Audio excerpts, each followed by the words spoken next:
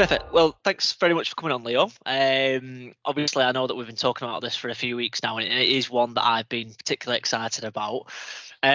So, obviously, before we delve in, do you want to sort of give a quick introduction to yourself, Leo, and then also your chosen topic for the Security Space podcast? Yeah, sure. So, hi everyone. I am Leo Cunningham. I am the CISO at Flow Health. Flow Health is a female health and wellbeing app. We have over 265 million users around the world. Perfect. And obviously, our topic is a little bit of a left field one today. So what we're going to be doing is we're going to be discussing sort of the similarities between two very different worlds, both very close to my heart and Leo's heart as well, which is football and security. So do you want to just give us a bit of an overview of the topic as well, mate? Yeah, so I think combining a couple of passions and the correlation between, being a football manager and a manager within cyber, and a lot of crossover between these two different worlds. Everything from pre and post appointment when you join a company, which is similar to a manager joining a club. What do you do once you've been appointed? Things like tactics, hiring, coaching, working with various different budgets, working with the board.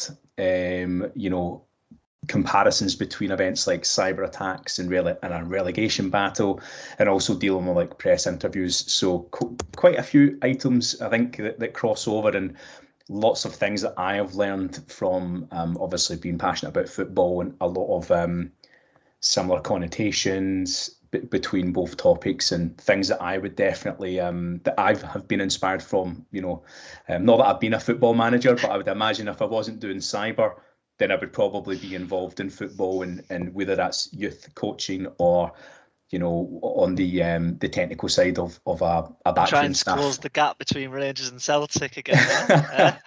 Absolutely. The less said about that, the better, of course. But yeah. Perfect. If anyone doesn't know, obviously Leo is a massive Rangers fan, but yeah, we'll kind of leave loyalties out of this one. But so we've obviously you mentioned there's a few things to sort of get under the bonnet on. So obviously the best place to start is when you do sort of become the pre and the post appointment, sort of what happens. What do you sort of mean by that? So obviously you've become a CISO, you become a football manager. The first thing when you walk through the door, what do you do? Is there any similarities between the two? Yeah, absolutely. So, like again, drawing the correlation between a manager joining a club and a CISO joining a company. So the first thing you're going to do is assess everything top to bottom, as you would as a manager or a CISO. So you'd understand the company. Again, who will you be working with? What are the current goals set by the board? What will your budgets be? And ultimately, what have you inherited? Very similar to a manager joining a club. We've seen that with Everton quite recently. They've went through a few managers, and plenty of ups and downs. And ultimately, what are you assessing? What are you getting yourself into, and where do you need to work, and who do you need to work with in order to get the best out of them, depending on the situation that you've walked into. Yeah. So are you basically saying you walk into your company and you get them doing the bleep test like Sean Dice does? Is that what you were saying? Yeah, ultimately, and Sean, is notorious for obviously going back to basics. And I think with any CISO that goes into any role, or a senior leader in security, they want to effectively measure the posture, which is the fitness. How fit are the people that you've inherited? Is the company fit for purpose? And is there opportunity to improve that? Again, there might not be any improvement that's needed. You could be walking into Real Madrid or Barcelona, or you could be walking into somewhere like Google, where obviously there's a lot of maturity in these types of clubs and companies. So yeah, back to the metaphoric bleep test. Yeah, you need to understand where everybody is, and ultimately the fitness, where's their mindset at. And how can you look for areas to use your man management and skills to identify where gaps will be? Yeah. So on that, and obviously I'm going to use a lot of the football analogies because I understand football a little bit, and I'm trying to understand if when a company are looking for a new CISO or a new security manager, do they look for someone with the same philosophy of what they've got already, or do they just try and get someone with all the fancy certifications? So let's put it in football terms. Do Burnley try and go out for Carlo Ancelotti? Like, because he can do the job, clearly, but is he the right person for them at that right time? Well, it comes down to, what's the philosophy, of a company or a club? What are they trying to do? Is it okay for them to fight relegation, just keep their head above water, dealing with cyber attacks every single day, and ultimately, like Ancelotti, can Burnley afford Ancelotti? Ultimately, there is a lot of that. Obviously CISOs, depending where they've come from, if they have a globally recognized profile, it's about marrying up ambition between each other and ultimately how can they harmonize their approach. There's no point of going for someone like Carlo Ancelotti when it's a relegation battle. Ancelotti won't last 6 months because he's ultimately too good for that. So, and you find out with CISOs as well, where, it's very important that we communicate frequently with everyone at every level within a company, including at board, so they understand what they're getting into. They understand, because sometimes, a board can be quite isolated from cyber because maybe there's not enough communication between entities. So I think it's important for everyone to understand, what they're getting into. Is there enough resource to support a person in that role? And ultimately, there's no point of Burnley thinking, we want Champions League when they're lucky if they finish 13th in the league or 14th, or they just avoid relegation. So I think it's about understanding each other's profiles, being realistic, and then working towards a common goal. Again, starting with fundamental basics, then kind of working up. And you never know, you might surprise, like, you could be like West Ham and you have a good run in the Europa League, but now their manager's facing the possibility of losing their job because the expectations are set so high. So again, it's about managing expectations. Okay, brilliant. And is that, just to kind of finish on that pre and post appointment, is that more of a case of, because sometimes you have to, let's just say you're advertising for a manager or a CISO, and it's like, really your company needs, a head coach. So, like, for example, Everton have done the right thing. They've what you've just said there, they've got their expectations right, and they're like, look, we're not the Everton of 10, 15 years ago when we were up fighting for fourth, fifth, sixth. We're in a relegation battle. And it's like, right, we need someone that's proven in a relegation battle, and they've got Sean Dash. They've managed their expectations well, and they know that, yeah, we kind of need a head coach rather than, funnily enough, Carlo Ancelotti that they had, a couple of years ago. So is that what you were sort of saying? Sometimes you've got to look and just understand, look, we don't need a CISO, but maybe we need a BISO, or even just like a head of security, because we're just not that far along in our security journey as opposed to other people. Yeah. I mean, that's a good comparison. I have seen companies advertise for a role where someone needs a master's degree, they need 5 ISACA certifications, but they're so heavily focused on engineering. You get someone, and no disrespect to these people, they're very theoretical based. If it was like, we need someone with 10 years AWS experience, 3 years of DevSecOps, someone who can script, that tells a lot about an organization and where they are. You typically see, startups, hyper scale up companies that are probably looking for someone who can speak to engineers, speak to developers. Again, back to the head coach of being on the training park and running drills and understanding the conditioning of a player or a person that you've inherited. So that's the kind of the way I would see it, was opposed to, getting an Ancelotti type who has his coaches that run the training sessions and he's the master tactician, or like Mourinho. Mourinho's a bit of both, and very unconventional coach, but the most successful. So again, it really kind of depends on, the organisation needs to understand what they are as an organisation before they even think about hiring someone. But again, they probably don't know until they start the interview process. Yeah. When they say, hey, this person's so technical they can't even speak English, or someone that's excellent with, like, dealing with the board but can't speak to engineers. So, I think it's about finding a good balance. Okay. So let's play a bit of a hypothetical situation. Let's put you in Dreamland. Let's say you've just been appointed manager of Rangers, or you've just been appointed the CISO, and you're essentially what is next? When it comes to accessing the current capability in the company. What do you do once you've got the role now? Whether you're the right match for it or not, what do you do on day one? So I would start looking at, obviously I would do my research before the appointment. I would understand the people that are currently there. I'd understand where they are. Had there been any bad results like data breaches or, a 7-0 defeat more recently? He slid it in. Yeah, so again, you need to kind of do a bit of your own reconnaissance. Then when you actually land in there, is there the right culture? Again, back to me, if I was the manager of Rangers, some companies are an institution. Sometimes that's a bad thing, that they cannot modernize. I've seen it with banks that I've worked in the past where they're just stuck in that kind of era of like 1980s, 1990s, where they kind of reluctantly modernize. So again, is there capability to look at the existing foundations? Do you need to adopt new tactics, new approaches? Do you need to think out of the box? Then there's going to be things like hiring. How do you become competitive in a market where obviously you deal in with hiring and placements? It's the same with like a transfer market. It's so hyper competitive. So how do you attract the right talent? What kind of budgets are you going to be working with, and how do you get the right people in before the transfer deadline? Again, you speak to candidates, they'll probably have 5 other offers on the table. So I think you need to start looking at everything top to bottom when you join a club or a company.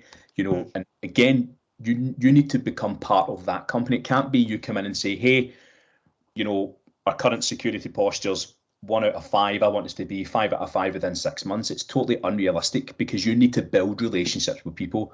You ultimately need to be a psychologist and a bit of a punch bag to listen to other people. As soon as you start to be receptive to that, it then opens up communication. People start to work with you because you're building trust with them.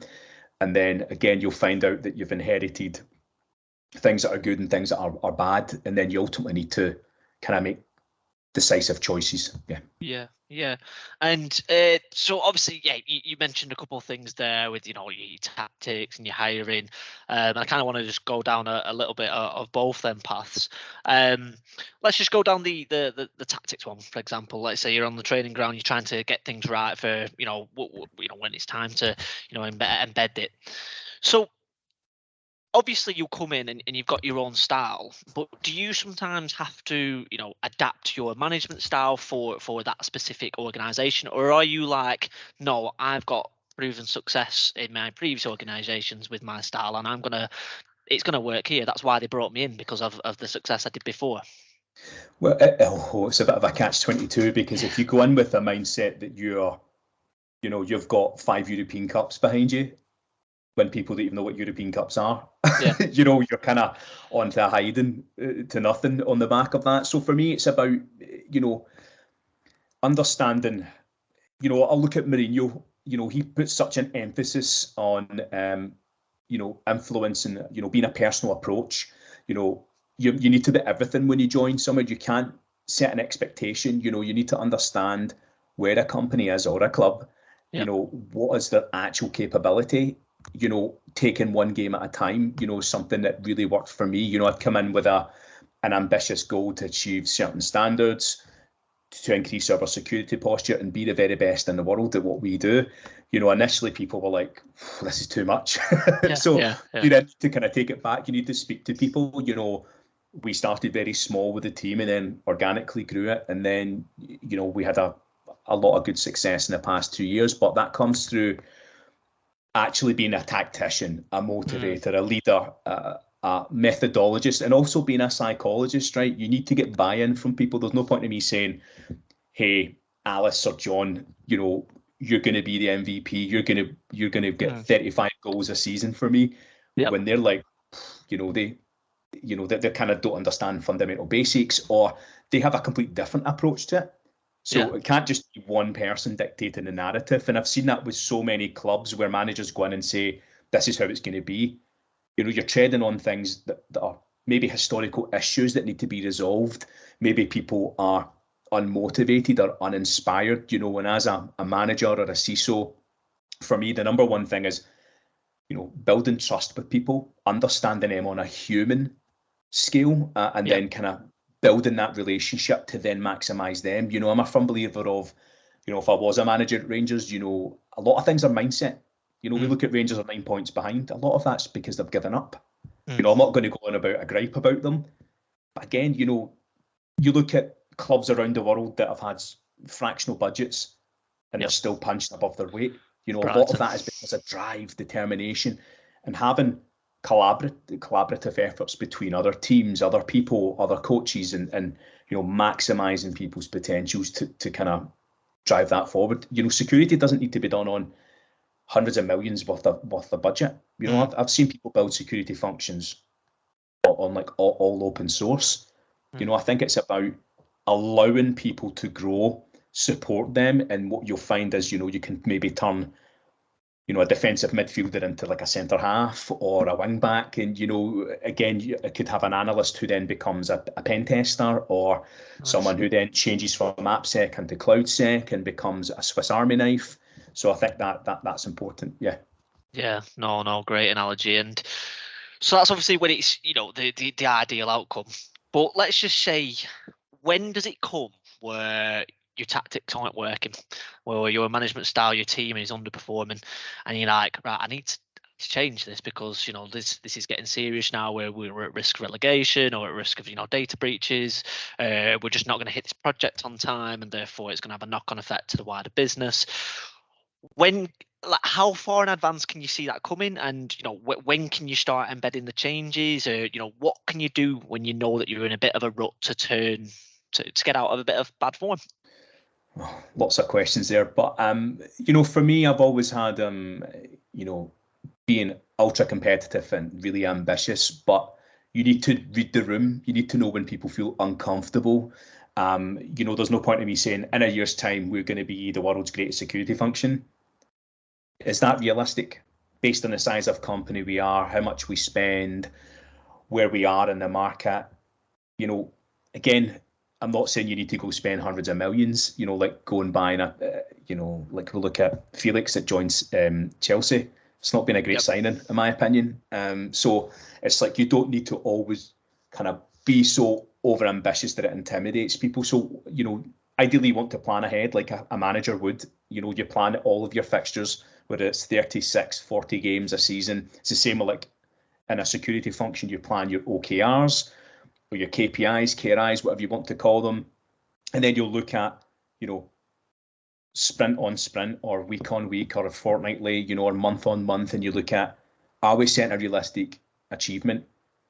Are we all pulling together? What happens if we don't? Can we cope with that? And I've seen in organizations where a cyber attack has happened, mentally people have caved because they've never been put through it before. They've never experienced enough of it. And again, you know, we talk about doing coaching drills. You know, it's the exact same like tabletop exercises or playbooks, run books within a security function, getting people mentally prepared, or like mock audits or whatever it may be, that then allows them to understand the environment, what's expected of them, so they're mentally prepared when that event happens. So like a relegation battle, you know, if you're planning, if you say, hey, we're going to be up against it every single month, you know, the likelihood is we're going to get relegated. You know, it's equivalent of like a cyber attack. Be prepared for it. Because if you're prepared and then you find yourself at the middle of the table or fighting for Europe or whatever, or you only get one cyber attack a year and you can mitigate it quite easily, then that grows with confidence. And that's the most important thing, in my opinion, in security, is when you're a man manager, is building confidence in people so they then feel that they are empowered, that they are trusted, and that they're tested to deal with specific events and scenarios. Yeah. Okay, so that's obviously when, you know, when they're sort of underperforming, and the coaching element is very sort of, you know, important, and tapping into, you know, you mentioned it a couple of times, you know, the psychology behind it, which is really important as well. And it shows, you know, the emotional intelligence of, you know, what that CISO needs to have as well. So what about if you were coming in to say you've been headhunted, and because the previous, I'm gonna use the football example and then bring it back around. So Potter goes to Chelsea, they bring in De Zerbi, who to the casual, probably like who deserve it. Obviously, he did actually do pretty well in Italy. He's not just a random, but he's come in and then he's kicked on. He's come into a very good environment, and the risk was that he might, go, right, I'm going to change everything now. This is my team. When Brighton they'd done the Leicester, not to that extent of 2015, where you can see the fans are on side, the board's on side, everything's working in synchronicity. So you've mentioned in your notes is sometimes looking at another coach, you've mentioned sort of Jill Ellis as an example. What would you do if you walked into an organisation that is doing really, really well, but you're there to leave your mark essentially? What's your thoughts to that? I think you've made a really good compliment. Jill Ellis, outstanding coach in what she's done, and one of her philosophies was be bold, which encourages confidence, right? So if you're going to change something in an organisation, do it organically, do it slowly. Back to Jill. Jill actually wanted to bring in younger players into the female US team, which caused uproar. I think a lot of the senior players didn't really understand that, they had the World Cup, they had other tournaments coming up. Some of the players were maybe coming to the end of their career or maybe slightly stagnated. And sometimes to change it up brings, a refreshed approach, but again, doing something drastically when something's working is an absolute no-no. In my opinion, it's like, again, it impacts your emotional intelligence, everyone else. I think it's disrespectful to the previous person that's maybe created a good solid foundation. And, back to Jill Ellis, it nearly cost her job, which, she's the greatest female coach of all time. So, I think, when you're looking at opportunities to improve, you do it organically, you get other people on board, you need to get their buy-in. There's no point of saying, hey, we're going to go this direction when everybody's quite happy in one direction. So I think you need to speak to people, communicate, get their input and get their feedback, because they might say, well, actually, if we start on this new tool or whatever it may be, a new process, you made reference to Potter, that Chelsea have lost their identity. They're so over bloated on players. Their scouting, their acquisition strategy is terrible. It's very similar to you go into a company and you have lots of security tools. I've been in places where I've had like 20 different tools and it's like nobody uses them. It's not cost effective. You obviously want to keep C-level on side. You want to show that you're proving value. So you then consolidate. You focus on the things that do work, and then you produce the data output of the result, the 3 points that you're trying to get ultimately. So that's probably the best that I would be. And again, if you are trying to do change, lots of visualization really helps. Constant communication and having emotional intelligence. I think we'll probably say this 1,000 times, but it is really important as a person manager that you need to be able to relate to people, because we spend a vast majority of our life in work. It's even more stressful in security, and I genuinely don't think enough people in security get enough credit for what they do. And it is quite stressful because they take it so personal. It's like a crusade when you're in security. You're trying to protect the realm, and everything else, or back to we're trying to protect our club identity, and then evolve. But sometimes it needs to be slow and organic. Yeah, and it's what you're saying there, the emotional intelligence, regardless if we're talking about football, if we're talking about cybersecurity, if you're managing people, you need to have that element of emotional intelligence, don't you? So just to kind of build on it then. So obviously when it comes to sort of influence, and you come in as a manager and you've got three different elements that you need to influence. You need to influence the fans, you need to influence the team, and you need to influence the board. So obviously in my role as a recruiter, whenever you get to start to the senior roles, it's always important that, and everybody asks for it, is like, they've got to explain, technical and security problems to C-level stakeholders who aren't necessarily, technical. Is that the same in sort of football, like in terms of influencing the board and you influencing, CEOs and directors of the company? How best do you draw comparison between the two? Yeah, so I'll use an approach of I want to sign a marquee player that can take us to that next level, or I want to bring in someone who could build a cryo chamber or whatever it may be. So basically a huge expenditure. So how do you then justify that? You then need to articulate to the board through data. I'm not saying you need to sit there with a board and say, oh, this player's got 5.5 xg output.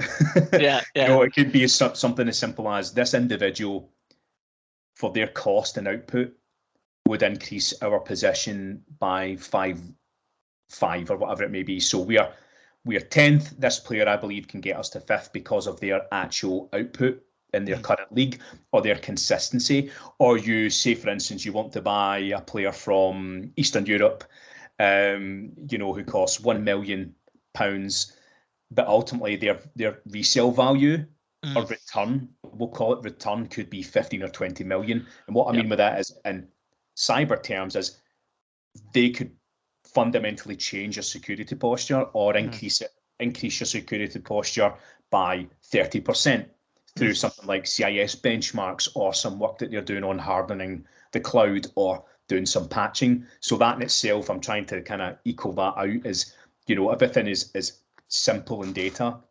And why should the board be ultra technical? They don't need to be. That's why they've hired a manager, a coach, or a CISO. It's up to us to then have that position where we can relate and build trust. And if they want to see data, then we can provide data in a context and language that they can understand and make it relatable to them. So if we don't fix this thing in security, it's like $20 million fine, or it means reputational damage is terrible. So again, football club hasn't signed a player in 2 years. We sign this player, the fans will ultimately start to relax. They'll start to see a bit of progress. The player scores on his debut. Everyone's like, wow, here we go. It creates a bit of a buzz. And what you actually find is the knock-on effect is other players in the team start to kind of get galvanized. And again, whether we're in security, we're always striving for excellence within Flow. We are, I would say, we set a bar. We constantly need to keep justifying ourselves, and rightfully so, because if you start to rest on your laurels, things become complacent. So again, in my role in Flow, it's important that I articulate what we do, how we do it, when we're going to do it, and why we're doing it, and what the objective will be at the end of it. The board put a lot of trust in me. We delivered lots of different things over the past 2 years, which, publicly, if anybody wants to go look at, they can certainly do. But, for me, it was like joining a company that's ultimately wants to be number one, and, that ambition and support is there, and, they give you a free rein, and sometimes that's really good for like a football manager. Like, we'll look at Mourinho at Chelsea in his first go. He got all the support he needed, and then the rest was history. Yeah, no, it's a really good example, that, and just to bring you back on it, I actually worked for Opta, and I still don't have a clue what XG means fully. So I was actually working for them when they were actually bringing it in as well. I still don't fully understand what it was. That's probably why I don't do that anymore. And it's why I do cybersecurity recruitment instead. So also when we were chatting, you mentioned that cyber attacks are a bit like a relegation battle. Now I can kind of see it, but obviously, what do you sort of mean by how can a cyber attack be a bit like a relegation battle? Obviously, I know that they both have negative connotations, but where do you want to go with that? Yeah, so I mean, cyber attack, if it goes wrong, much like a relegation battle, if you struggle to stay up in the league table, you get relegated, right? The consequence of that financially is massive. So, example, in the Premiership, if a team is relegated, they lose massive amounts of financing, sponsorship, the reputational damage on the back of that. So, for instance, Everton go down, they will really struggle to attract talent to their club. That's just the nature of how it is. No one wants to come and play a league below. And it's the exact same, if you have a cyber attack that goes wrong, you're underprepared, you effectively, again, you don't have the right tools to help you, you don't have the right mindset to get you through that, then you will sink under that pressure. Then you're involved in potential fines, again, loss of revenue, reputational damage. You won't be able to attract staff. I've seen it in the past where people have You know, I've mentioned they've been on the good and the bad side of a data breach, and you know how it has been brought up when they've went for interviews, you know, or someone like, for example, SolarWinds. You know, everyone I've ever spoke to at SolarWinds, when they go for an interview or speak to other people at a conference, the data breach comes up. It's the same with Equifax. You know, people, it's like the only thing they remember. Yeah. You know, and it's again back to the relegation connotation here. It's always difficult to come back from. You know, we've looked at how many clubs have went down in England, and Leeds, prime example, took them years to come back from. So again, kind of drawing a similar parallel between that. Yeah. And is there like a similarity in the football world to the cyber world as such as the FA? Because obviously the FA are there to, you know, both help but also discipline you know, everyone on in the pyramid. So obviously the FA, it's just when you mentioned relegation, obviously they're there to, you know, provide sort of parachute payments for them companies. Is there a similar body such as I don't know, NSC and SCS that can help out organizations that have been hit? Like, look, we know it's not ideal, but we're here to support. Or is there anything along them lines? Or yeah, it's interesting you mentioned the parachute payment was probably similar to like your insurance paying out on a cyber attack. So that's one tick the box there. But yeah, listen, you know, the FA are a regulator, so you've got the FCA, you've got the FTC in America. You know, you'll have multiple different regulatory bodies within Europe. Each of them handle things completely differently. You know, most of them are quite heavy-handed. So again, you know, if you're in breach, again back to the rules of the FA or breach, a data breach, you know, they have a duty of care to look after the people of their regions or consumers of their regions. So again, you know, if you find yourself in a situation, you know, again, if you're a small club or a small entity that doesn't have a lot of money, or a company that doesn't have a huge budget, you know, there are multiple different resources online that are free. Again, you mentioned the NCSC within the UK help businesses recover from cyber attacks. They have a lot of tools that help with like ransomware. So there's multiple different resources out there. Even something as simple as a Google search of how do I recover from a data breach? Who do I contact if I have a data breach? A lot of people just don't maybe think of just Googling. You know, it's the age old, if you don't know the answer, Google it. You know, and it's the same with like, you know, something technical, you know, you would just YouTube it, or, you know, or you would watch a coach, how they perform a, you know, a set piece drill or whatever it may be. You know, you would take these notes. So, yeah. Okay. Yeah. No, it makes sense. And you obviously mentioned there as well about the reputational hit that it'll have, and part of, you know, reputation is you know, how you deal with, you know, the media as well. And you know, media is a massive part of, you know, football. It's a massive part of cyber as well, both for good and for bad. So do you like, because obviously what sometimes it's very annoying, but you can clearly see that footballers and football managers are very media trained, because they know that they are representing the club and therefore they need to come across very, very professional. And it's actually quite refreshing when you hear someone speak from the heart a little bit. Is it the same in cyber when you've got to sort of, you know, you're representing the company and you need to make sure that, you know, you're putting everyone's worries to bed? Do you need media training for the external pressures? What is there any relation? Yeah, it's funny. In my head there, when you were talking about media, I was thinking of Kevin Keegan, that famous, he just imploded and ultimately cost them the league. So, you know, yeah, most companies will have media training. If they don't, I highly recommend that you make a business case for that. We go through it quite rigorously because of the nature of our business and the industry that we work in. So as a CISO, I went through it. You know, we actually do training where you need to be certified effectively. Wow. So, I mean, like, you know, you need to pass certain questions, you know, then you do mock interviews, and that really helps build your confidence, you know, and it's good that when you're hit with like a curveball, you know, and you're kind of like, wow, or something that's maybe a bit sensitive, or, you know, these things are the prerogative of the people who are interviewing you, and rightfully so, because, you know, not only you're representing a company, but you're there to educate and also keep control of the narrative, which is even more important. And we saw that with Sir Alex Ferguson, Jose Mourinho, you know, and it's important to maintain psychological balance during an interview, and also being Glaswegian, I need a bit of training, so just to kind of keep, make sure that everyone can understand me. They don't need subtitles. So there you go. Yeah. Brilliant. Leo, it's been an absolute pleasure. I knew that this would be a really fast one, and I feel like we could have gone on for hours and hours. Definitely, we might need a part 2 and a part 3 for this one. But no, obviously, if anybody wants any information from Leo, I will put all these details when I will post the video. I'll put the details to Leo's personal LinkedIn, to Floor Health as well, so you can see all the great work that they're doing over there. But yeah, thank you so much for jumping on, Leo.